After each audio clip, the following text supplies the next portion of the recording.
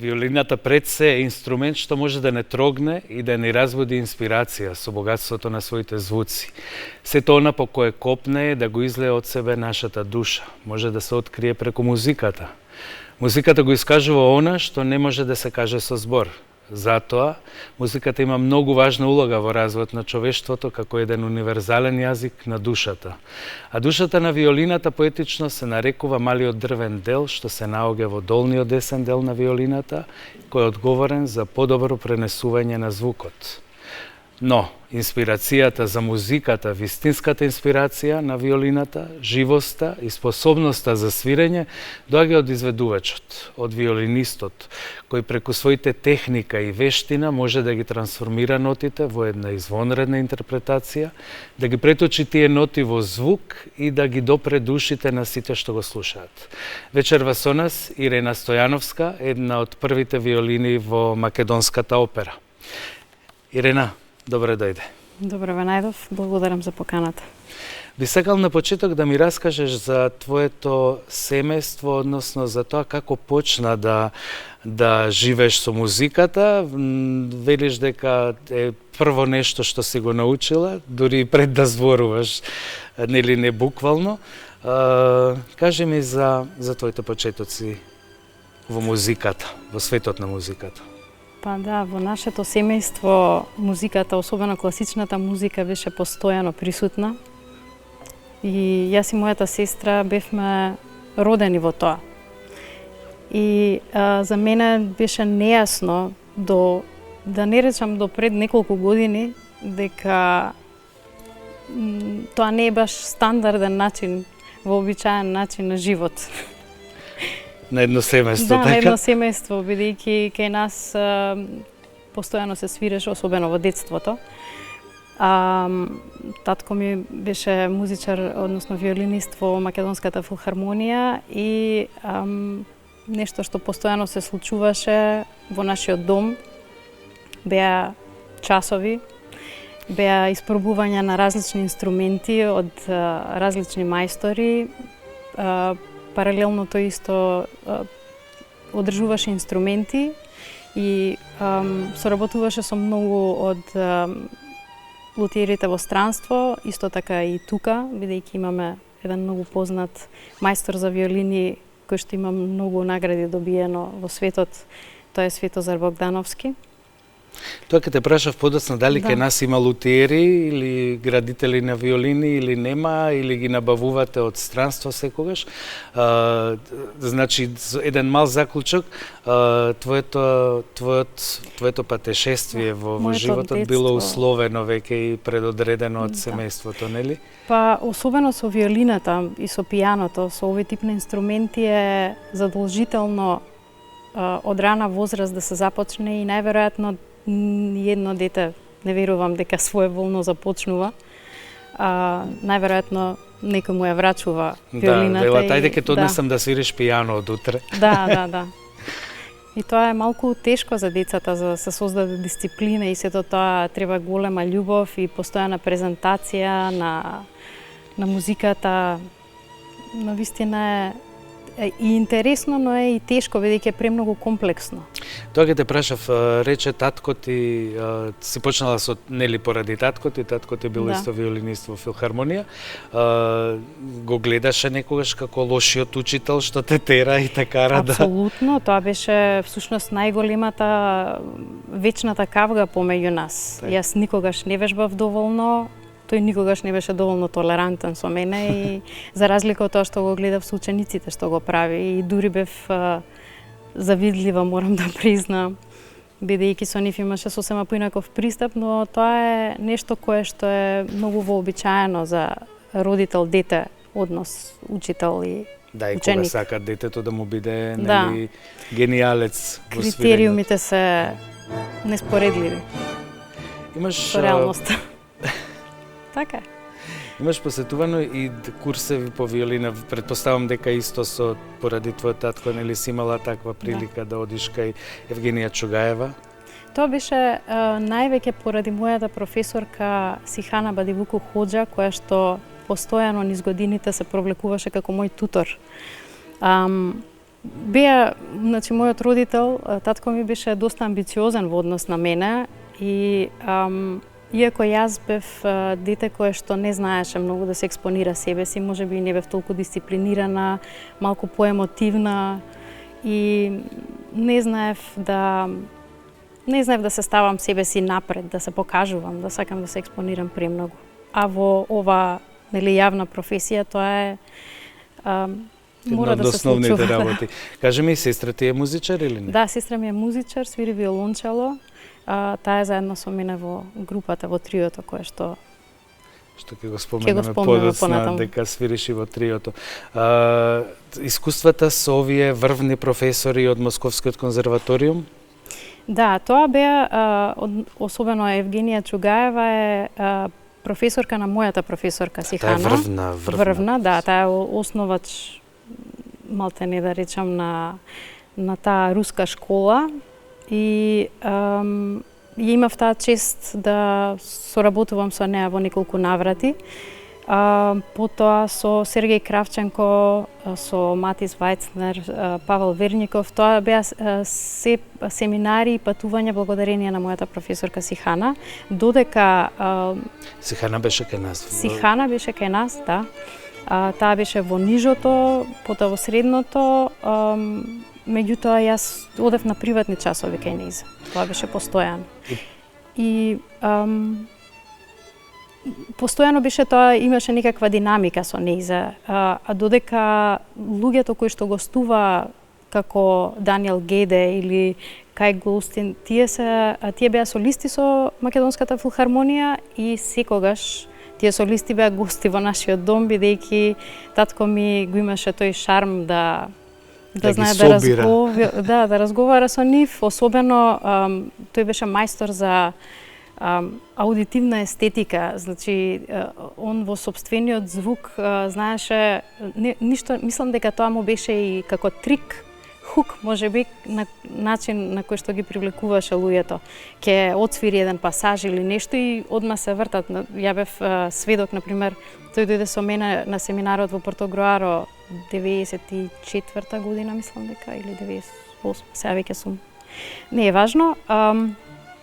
И се сеќавам, тој зема еден од инструментите да ги проба и Кравченко пушеше цигара надвор од училницата и одеднашка вака се го слуша тонот, звукот, се вознемири, ја фрли цигарата и влезе да види кој свири. Да, и тоа беше одма љубов на прв поглед, нели? Начин како да се конектираат.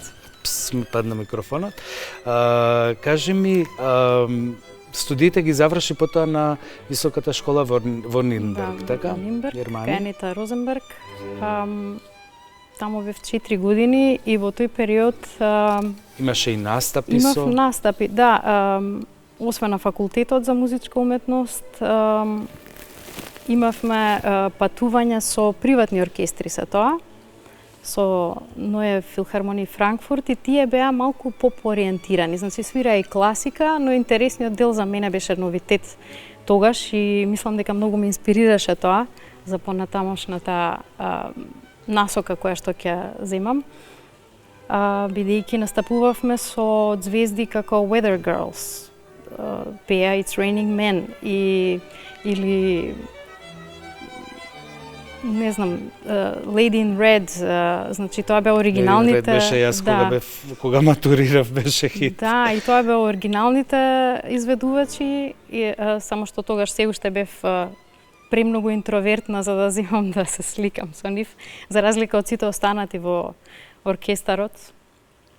Навистина И потоа почнуваш во 2008 се враќаш во Македонија и стануваш дел од македонската опера, така и балет? Да, веднаш кога се враќам тука, започнувам со еден вид на пробна година во... Се врати дома и најде на што? На нешто поинакво од другите?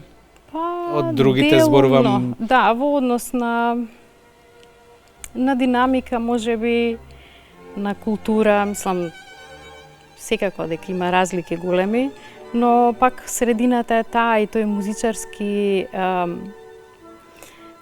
идентитет го има насекаде истиот, менталитетот е многу сличен. Размислувате подеднакво, односно делувате, действувате. Да, и многу интересно како се познаваат луѓето, например, тука е имало луѓе што учеле во Србија, па тие од Србија во Нимберг, односно во Минхен, па тие од Минхен, и многу интересно како луѓе од тука знаат луѓе во Нимберг или во Минхен или во Берлин, сеедно. Така да. Веднаш стана прва виолина? Не. Да. Да? Да, па добро, тоа селекцијата е тоа всушност не е ни толку важно. Првата и втората виолина не треба воопште да се разликуваат. Јас не знам зошто треба да има прва и втора. Па мора да има заради линијата која што се свири, значи хармонски се надополнуваат тие. Меѓутоа особено во странските оркестри, не секаде, секој си има своја политика, се случува да ротираат. Значи, некој што е во втора, свири и во прва и тие постојано се менуваат. Имате други делници, претпоставам, Имаме така, други делници, да, за да се одржи нели континуитетот, бидејќи малку е позахтевна првата виолина но втората апсолутно треба да го има истиот капацитет како и првата, така да нема разлика во прва и втора виолина. Некаде во 2009-10 претпоставам го формирате и триото Омнија, така да. Се викаше? Првото трио Омнија е надополнување на оперската работа, бидејќи таа желба за креативност и енергија, младешка енергија, да, тлее во нас. Се случи така спонтано после проба во опера и седевме со колешката Ирис и така рековме ајде нешто да правиме плюс и таа бидејќи е многу лесна на комуникација, секогаш има некој човек за нешто. Имам еден другар менаџер и го најдовме Денко. Денко направи фама од нас во тоа време, не знам колку тоа било можеби достапно за јавноста, меѓутоа за нас беше многу динамично, бидејќи бевме на секоја печатена насловна страна на весниците во тоа време. И исто така гостувавме на сите телевизии и гостувавме низ цела Македонија. И тоа беше баш онака рок-н-рол атмосфера, Ванеса Ми. И потоа се раѓа по тоа трио имате едно друго кое што се вика Trinity Strings. Да. Па се уште да, работи. Тоа се уште постои веќе 12-13 години можеби. Малку имаше промена во концептот на тоа трио за разлика од првото. Малку да речам на поелитни настани почнавме да настапуваме, бидејќи оваа младешка енергија не тераше да одиме и во диско, да свириме на секаков тип на настани, додека со ова трио свириме малку на поелитни настани, од типот на амбасади, политички настани, концерти и така натаму. Велиш дека покрај сцената активно истражуваш уметноста како целина и дека креативноста кога нема да најде израз, ќе создаде немир. Кажи ми малку повеќе за овие твои превирања, како се раѓа кај тебе таа желба да ја канализираш уметноста, да направиш еден поинаков израз и со што го правиш тоа? Па уметноста ми е блиска. Пред се куриозитет во прашање. Љубопитноста е таа што постојано не тера да бидеме и креативни, бидејќи осознавам различни насоки во уметноста и сакам да ги истражам. И сега не е само уметноста, тука е и технологијата и не знам. пишаната. Технологијата во музиката како ти се чини дека може да ви биде од корист, нели? Се ни е во принцип од корист, мислам, зависи каков ни е ставот. И претежно добрите музичари, особено, имаат малку негативен став, бидејќи мислам се чувствуваат загрозени. Тоа со интелектуалата е често поврзано, особено со вештачката интелигенција и сето тоа, но сепак мислам дека тоа е нешто кое што ќе ги надополни луѓето, бидејќи не може секој да биде професионалец во се. Значи, јас ако сакам интериер да правам, тоа е невозможно, без разлика што има алатки во вештачката интелигенција, јас повторно ќе треба да побарам некој, кој што најверојатно би се надополнил со таа вештачка интелигенција, да ја заврши побрзо работата или како и да е, да добие екстра идеја. Да позборувам малку за твојот инструмент, за виолината. Првично е користена во фолклорни и во фолклорна музика, во таа популарна музика за танц, нели како придружба на танци. Нешто што можеби се враќа на моменти. Сега сме сведоци на свадби, каде со зурли, тапани, хармоники и цела онаа батерија се појавува виолината како инструмент, се користи многу, се користи во народна музика, се користи во секоја ново компонирана. Па да, таа се провлекува низ сите жанрови во музиката и мислам дека од самото постоење таа константно има некаков доминира, бидејќи е пред се солистички инструмент. И кога ќе засвири се слуша и се знае дека е виолина. Да, тоа мислам дека и потекнува од турски инструмент, па мислам дека така нешто кемане, можеби рабап или како да се викаат тие старите. Потоа во да, а секогаш традиционалната музика инспирација за понатамошниот развиток на музиката. Така е од и во класиката во џез, можеби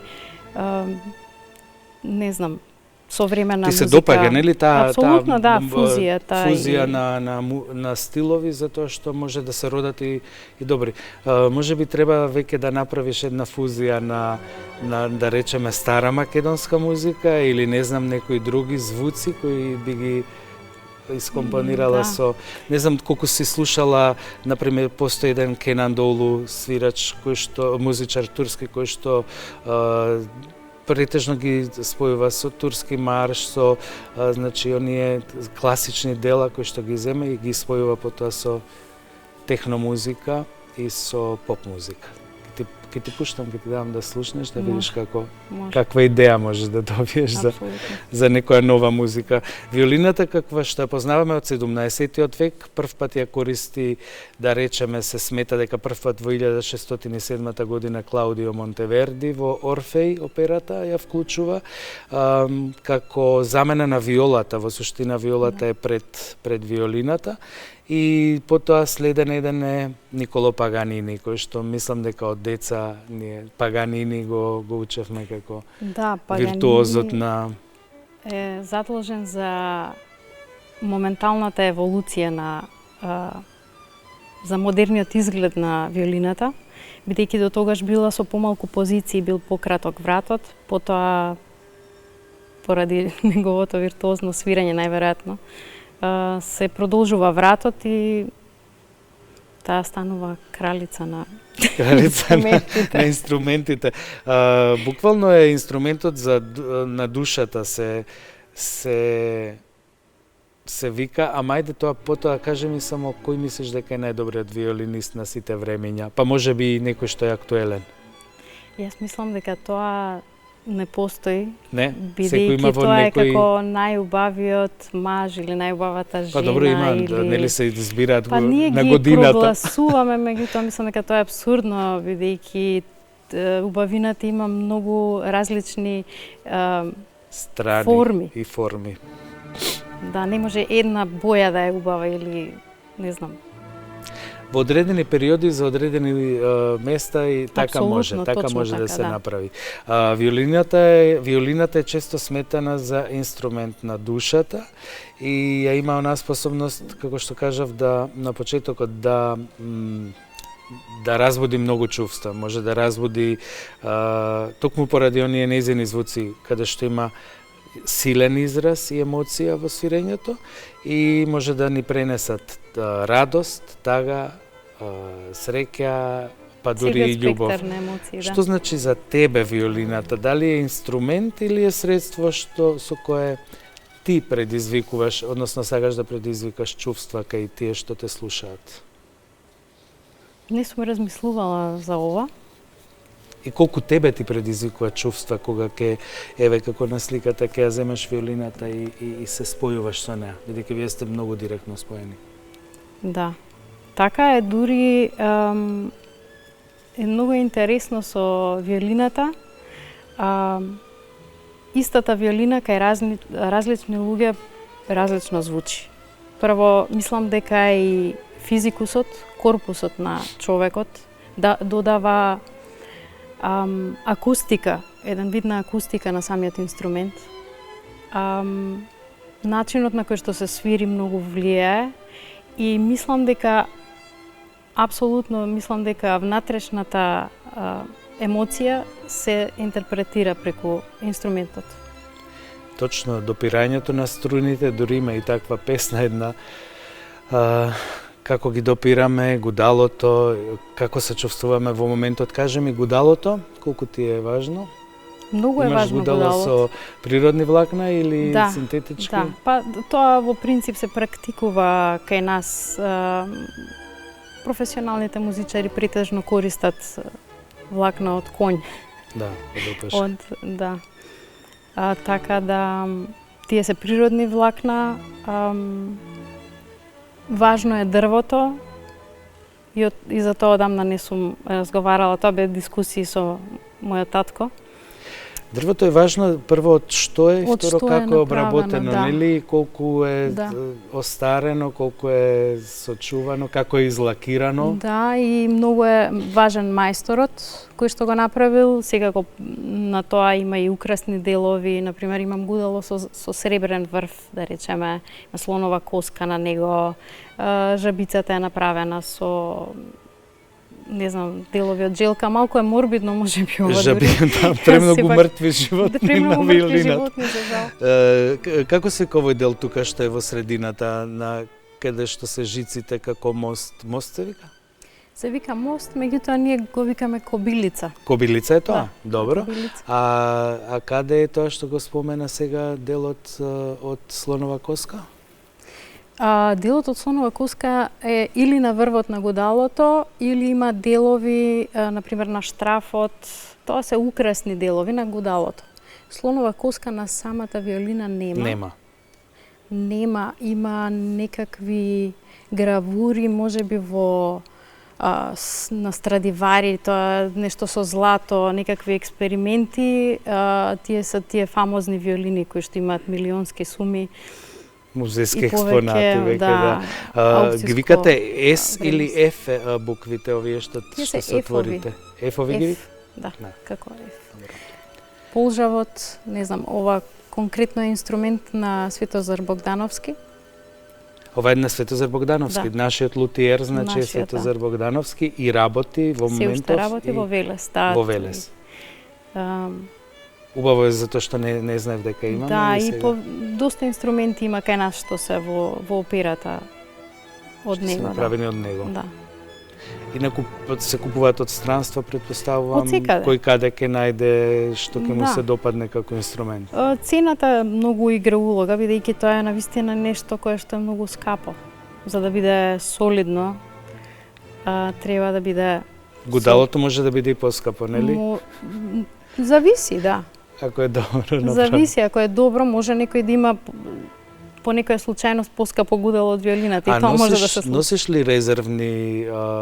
резервно гудало или цело комплетно, така? Гудало, жици, да. Такви ситници носиме, сега не можеме екстра виолина да носиме. Да. Но се случувало, например, во друг град, па се јавуваме на колеги и мислам се излегуваме во пресрет во секој Донеси ми случај. виолина, ми треба... Да, за се. Кажи ми, освен класична музика, например, така наречената креолска виолина, тоа сега скоро го открив, е многу користена во танго музиката и значи е главен инструмент за...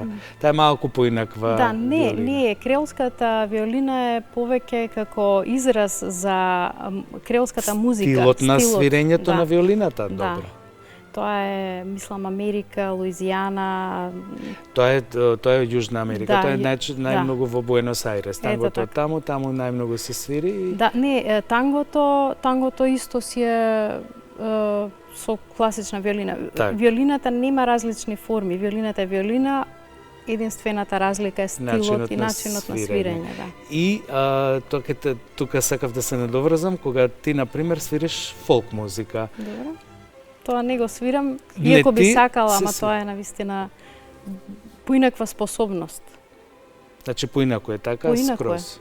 Апсолутно е поинаку и треба мајндсетот на фолклорните музичари е поинаков. Ретко кој може да се префрла од еден во друг Има стил. повеќе трилери, сакаш да ми кажеш додека свири виолината, има повеќе побрзо Има движење. и повеќе импровизацијски е начинот на размислување. Бидејќи ние сме класичарите репродуцираат музика во принцип најчесто, Тоа е да. напишано, Читаме ноти, меѓутоа тоа е исто многу тешко. И тука повторно ќе кажам дека таа естетика во звукот е многу важна. Значи, ние работиме, сме насочени кон една работа, стилски во самата класика има различни стилови, има Моцартов стил, има нели класика, постмодернизам, значи секаков од една екстрема во друга екстрема и користење на различни вибрата, тоа се нијанси, меѓутоа наспроти тоа во народната музика, освен тоа што има сосема поинаква емисија на звук и боја, има дополнително импровизацијски момент и сосема друг начин на размислување, дури повеќе би го поврзала со џез музиката отколку со класиката.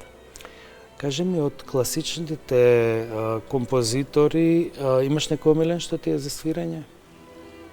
Па и тоа исто Сите ми тешко, одговарате исто да. дека не можам да не може да се Ама одлучи. некој Исто во одреден момент ти е некој различен, омилен, да, а потоа друг. Да, така е. Како солист имаш настапувано...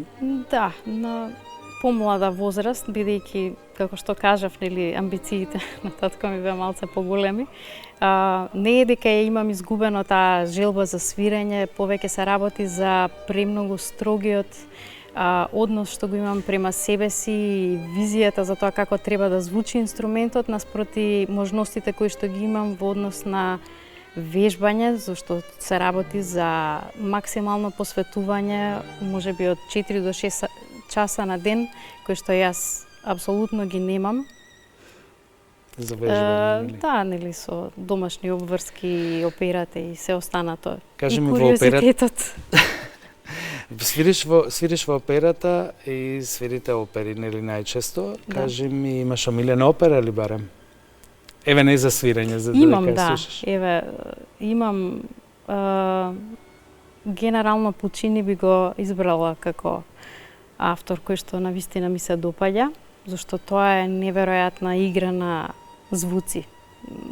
Дури на почетокот, мислам дека тоа и на сите музичари, особено во операта им се има случувано, не знам дали при симфониска музика им се случува истото, неврзано со либретото, иако не знаев тогаш што точно се случува, влегов на проба и почнавме да свириме Madame Butterfly и тоа беше една кнедла во грлото, јас не можев ништо да отсвирам.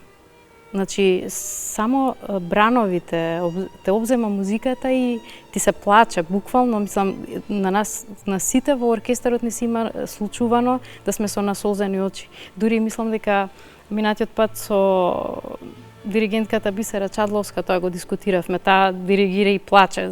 Мислам, премногу е емотивна музиката, надоврзано на тоа либретото, веќе многу тешка представа ми е Травијата.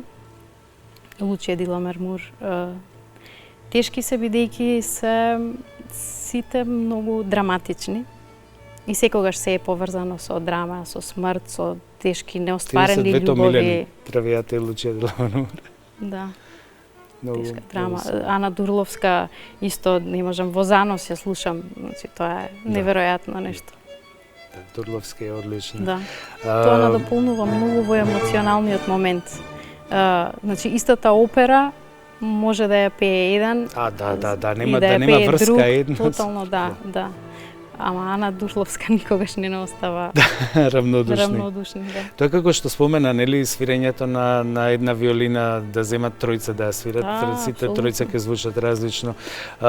Дали мислиш дека децата треба да бидат малку повеќе изложени на музика, еве некако тебе толку Да. многу Може како би штете, малку- ама во училиште, во градинките, не знам па колку. може да се нормализира затоа Зборувам што со музика за класична, не Да, зборувам да, за...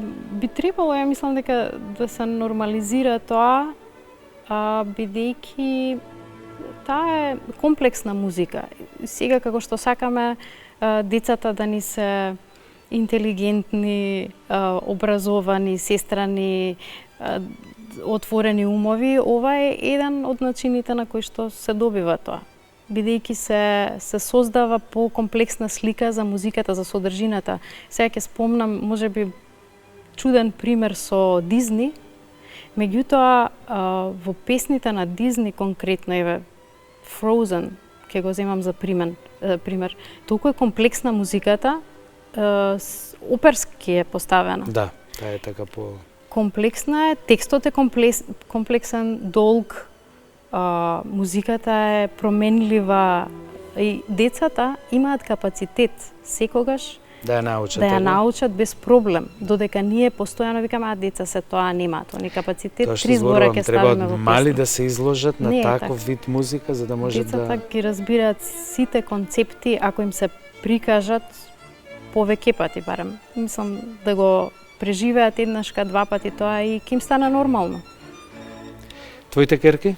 Моите керки се изложени на секаков тип на музика, на секаков тип на стимулации. Забавно ни е, морам да кажам.